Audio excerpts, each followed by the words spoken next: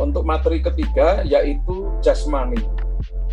Ini yang sebetulnya mudah untuk diingat, tetapi biasanya berat untuk dilakukan karena terkait dengan fisik.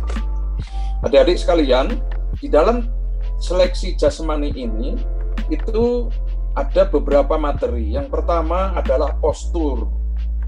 Postur ini untuk melihat tampilan adik-adik kalau nanti menjadi prajurit TNI atau Polri. Di dalam postur akan dilihat apakah kakinya lurus atau tidak.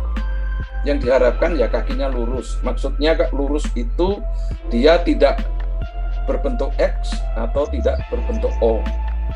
Bahkan kepala pun kalau disuruh berdiri lurus, ada seseorang yang kadang-kadang kepalanya agak miring tanpa sadar. Atau kadang-kadang mungkin pinggangnya agak memutar sedikit. Nah, hal-hal seperti itu akan diperiksa oleh seseorang penguji pada waktu menjelang pelaksanaan uji jasmani. Karena memang postur ini harus sempurna, ketinggian dilihat di situ, berat badan akan dilihat di situ. Adik-adik sekalian, bagi mereka yang gemuk ya sekarang ini harus mulai menjaga mencegah supaya tidak overweight. Biasanya perhitungan mudah yang bisa dipedomani untuk menjaga idealisme dari berat badan itu adalah tinggi badan dikurangi berat badan itu harus ada 110. Misalnya begini, kalau saya berat badan saya misalnya 160, maka berat badan ideal itu harusnya adalah, kalau saya 160, berat badan ideal saya harusnya adalah sekitar 50-an, sehingga disisakan 110. Jadi kenapa? Artinya bahwa memang dia kalau di TNI itu posturnya cenderung nampak kurus. Karena apa? Memang diharapkan dengan postur seperti itu, kalau lari dia masih bisa kencang, kalau lari dia masih bisa jarak jauh. Intinya itu. Jadi bagi mereka yang gemuk, itu memang akan memberatkan diri sendiri maupun kawan-kawannya. Bagaimana tidak? Sebagai contoh, kalau di Akademi Militer, Tentara Angkatan Darat, kita mau berperang dalam bentuk mesti selalu minimum 30 orang kita berangkat tugas. Begitu kita misalnya pada saat kita mau menyerang sasaran ternyata kita tidak memiliki kemampuan yang cukup, maka kita harus mengadakan pemutusan pertempuran. Katakanlah bahasa kasarnya lari. Balik kanan lari, nggak jadi menyerang. Tetapi karena dia gemuk, dia lari ketinggalan. Kalau ketinggalan, ya sudah, berarti bisa dikejar, bisa ketangkap musuh, dan dia bisa membocorkan rahasia. Nah, ini mengganggu kawan-kawannya yang larinya sudah cepat. Akhirnya kawan-kawannya, karena dia juga tidak boleh kawannya ini ketinggalan, ini yang membuat menjadi beban satuan tersebut. Nah, untuk itulah makanya fisiknya prajurit, terutama prajurit-prajurit satuan tempur itu selalu pada kondisi yang ideal. Untuk itulah makanya dia harus banyak latihan untuk mencapai kondisi badan yang ideal tadi. Nah, adik-adik sekalian, selain kita dicek postur, kita akan dicek juga di situ kesehatan kita, kesehatan fisik maupun kesehatan non fisik, yaitu kesehatan jiwa, namanya tes Keswa.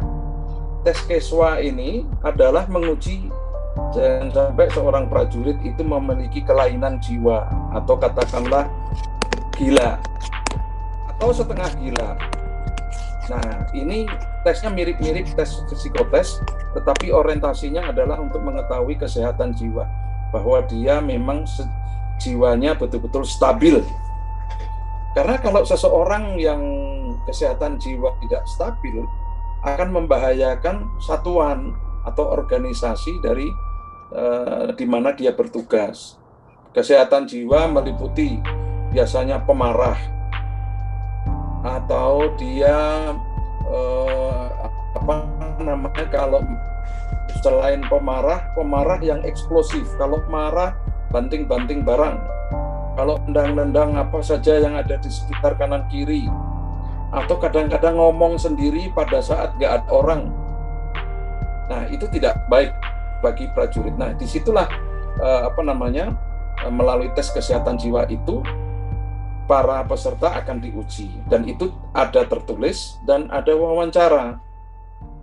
Sehingga ini adik-adik harus mempersiapkan diri untuk menghadapi tersebut dengan melakukan kegiatan-kegiatan di rumah, dalam kegiatan aktivitas di lingkungan yang menunjukkan kesehatan jiwa. Ya memang ini memang harus ada ininya ya, ada dokter jiwa yang kalau sebaiknya memang konsultasi dengan dokter-dokter yang memiliki spesialisasi di bidang kejiwaan atau seorang psikiater, supaya kita bisa tahu kelemahan kita itu di mana, sehingga kita mengorek. Nanti biasanya akan ada terapinya seperti apa. Adik-adik sekalian, di TNI itu juga banyak selalu tes yang namanya itu tadi.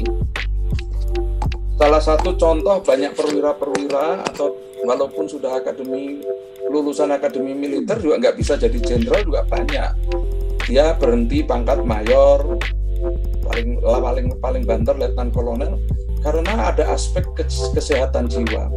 Sehingga kalau kesehatan jiwa itu ada yang bermasalah, tidak bisa mengikuti pendidikan lanjutan di dalam lingkungan TNI. Akibatnya pangkatnya tidak naik, jabatan tidak naik, ya hanya itu aja. Kenapa? Hanya karena kesehatan jiwa, misalnya pemarah. Nah, bagi orang-orang yang mengerti, salah satu solusi, salah satu contoh adik-adik. Saya akan bercerita, saya punya komandan dulu, kalau tes sesko untuk menjadi mayor letkol itu nggak pernah lulus. 2 kali tidak lulus, 3 kali nggak lulus. Ternyata dia menjadi seorang pemarah. Kalau menjadi komandan itu pemarah. Kalau marah, banting-banting apa saja. Anak buah ditendangi, kursi ditendang. Nah, tidak lulus. Begitu konsultasi oleh dokternya, dibilang apa solusinya? Setiap hari, dia harus memelihara ikan. Setiap hari dia harus ngasih makan ikan dan melihat ikan itu memakan tadi itu, peletnya itu. Rupanya itu mengendalikan emosi dia. Selama setahun, setiap berangkat kerja dia ngasih makan ikan, pulang kerja ngasih makan ikan, dan dia lihat. Rupanya itu menurunkan tingkat amarah dia, sehingga pada saat tes berikutnya lulus. Yang mau saya tekankan di sini bahwa kesehatan jiwa itu ada terapinya. Nah, yang bisa memberikan solusi terapi itu adalah dokter. Jadi makanya adik-adik kalau ada waktu luang memang nggak ada salahnya kalau konsultasi juga, atau tanya kanan kiri, tanya adik, tanya kakak, tanya orang tua, apakah saya ini kelainan jiwa atau enggak? Ada kesehatan jiwa saya terganggu nggak? Apakah saya membuat sesuatu yang aneh nggak di rumah ini? Itu. Karena memang orang berbeda-beda. Nah, itu adalah salah satu aspek kesehatan jiwa. Nah, baru kesehatan fisik yang lain. Ini banyak sekali, dari mulai gigi, telinga, tenggorokan, banyak kulit, kan? Semuanya dari ujung kaki sampai ujung rambut semua diperiksa. Untuk biasanya kalau umur-umur seperti adik-adik itu biasanya jerawat, bekas jerawat pun dinilai, terutama jerawat yang besar-besar. Itu juga karena apa? Itu mengurangi estetika. Seorang prajurit tidak boleh nampak jerawatan yang banyak, begitu nggak boleh. Nah, itu juga saya masih ingat ada seorang pengemudi saya, anaknya mau masuk akademi angkatan laut waktu itu, gagal hanya karena jerawatnya aja. Di pengobatannya dia gagal, kemudian dia berobat itu lebih dari 6 bulan sampai bersih, baru bisa tes masuk lagi. Kemudian dia masuk. Biasanya ini juga terkait dengan kebersihan kita, menjaga kebersihan badan, muka, segala macam. Kadang-kadang jerawat juga tidak hanya di wajah, di punggung pun ada jerawat. Selain jerawat, misalnya kudisan, bekas panu. Mohon maaf, bekasnya panu ya, bukan panuan, apalagi kalau panuan. Nah, adik-adik ini banyak aktivitas yang lebih, artinya kegiatan aktivitas tangan yang membuat kita berkeringat. Itu kalau tidak segera, kalau kita tidak mandi, terlambat mandi atau terlambat cuci, biasanya berpengaruh ke ke kulit. Nah, itulah nanti adik-adik itu mohon maaf ya, memang harus ditelanjangi di kesehatan itu, akan dilihat kulit-kulitnya itu. Nah, biasanya kotoran-kotoran itu akan nampak di lipatan pantat bagian dalam, kemudian di bawah, di paha bagian dalam, itu akan nampak kotoran-kotoran itu ada di situ. Ada yang bekas kudisan, bekas panuan, jorok banyak sekali. Itu langsung biasanya dicoret. Gigi, kalau kita tahu gigi kita lobang, sudah, kalau zaman dulu, waktu zaman saya nggak boleh lobang. Tetapi kalau sekarang ini gigi lobang ditambal, udah lulus itu. Hanya aspek gigi ya.